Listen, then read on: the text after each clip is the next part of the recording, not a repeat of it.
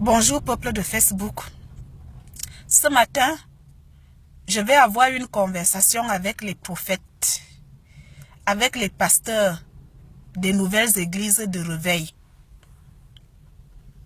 Je vais exclure l'église presbytérienne camerounaise, orthodoxe et l'église catholique et les musulmans parce que ça c'est des églises qui datent depuis la nuit des temps. Mais celles qui se sont créées hier là et qui se créent même aujourd'hui et qui se créent même à l'heure même où je suis en train de vous parler, pardonnez-nous, excusez-nous, passez votre route. Je m'en fous du reste. Je sais que le travail est très difficile au pays. Ou même de nos jours, partout où on va, le travail est difficile. Si tu ressens une vie de foi intense en toi, c'est bien. Si tu arrives même à en faire une église, c'est très bien. Mais fais une église qui unit les gens, pas celle qui sépare les gens. Les églises de réveil ont l'art de séparer les familles, ont l'art de briser les familles, de détruire les familles. Quand un membre d'une famille jadis unie commence à mettre ses pieds dans ces églises-là, ce qui va sortir de là, ça sera la catastrophe. Comment on peut mentir à une femme que son mari est un serpent, est un boa? Vous voulez que quand elle va rentrer à la maison, qu'elle fasse quoi? Qu'elle ramasse ses affaires et qu'elle parte et qu'elle quitte son mariage par les temps qui courent? On sait bien que le mariage ne court plus les rues. Vous allez dire à une sœur que c'est son autre sœur qui l'ensorcelle. Vous voulez quoi? Que quand elle va sortir de là, elle va apprendre sa sœur, elle va lui faire des bisous? Non! Elle va vouloir tuer sa sœur. Et elles vont se haïr pendant toute la vie. Et parfois même pour rien. Quand vous dites à un fils que s'il ne trouve pas du travail, que c'est son père qui est assis sur son dossier, c'est pour ça qu'il ne trouve pas de travail. Vous voulez que ce fils fasse quoi quand il va sortir de là? Il va haïr son père. Vous détruisez les familles, vous divisez les familles. Vous avez appris la Bible par cœur comme un livre d'histoire. Vous avez vos révélations propres à vous que vous racontez comme la sorcellerie. Et des personnes nantis adhèrent. Oui, je veux bien, il y a des églises aussi que tu entres, tu sens que la parole de Dieu est ici. La vie de Dieu est là. Mais il y a des églises que tu vois le mensonge de loin.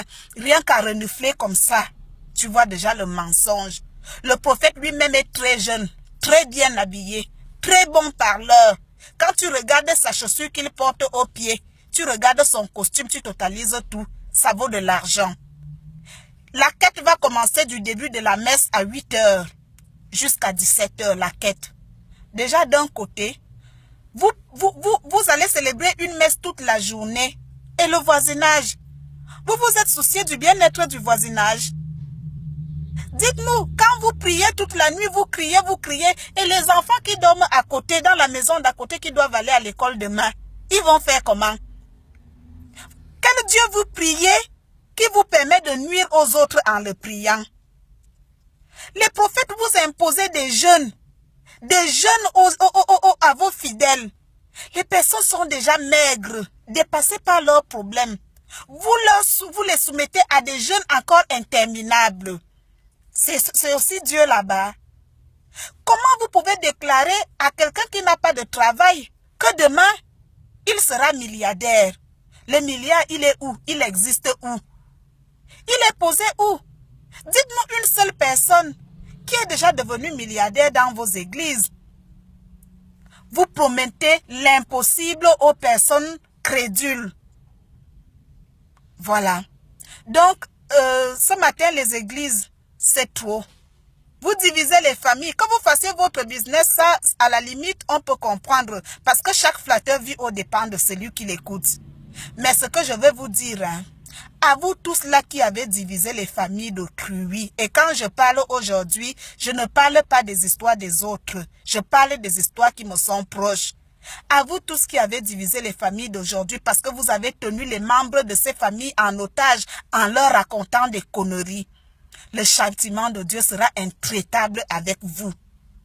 Quand Dieu va agir, hein, vous allez voir, vous allez tomber comme des mouches.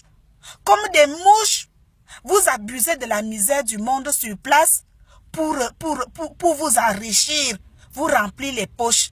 Quand on comptabilise les quêtes que vous citez dans vos célébrations, on va à des centaines de mille. Alors que quand on regarde même la foule de tous vos fidèles, personne ne paye de mine. Tout le monde est presque misérable. Quelqu'un va mettre dans la quête toute la journée et il n'aura même plus l'argent du taxi pour rentrer chez lui. Et par-dessus tout, il faut qu'il jeûne.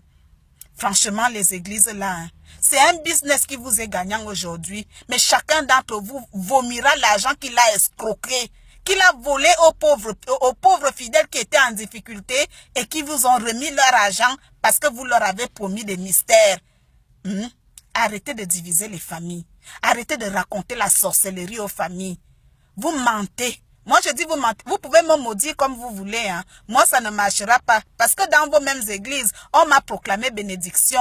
On m'a proclamé des choses que je n'ai pas vu venir jusqu'aujourd'hui. Donc, ce n'est pas votre malédiction que je vois venir un jour. Donc, quand j'ai parlé là, mes frères Alain Bruno, Christian Timbanbomo, mon frère Zanga Pierre, je n'ai rien contre vous. Je voulais parler des faux prophètes. Voilà, des faux prophètes qui détruisent les familles.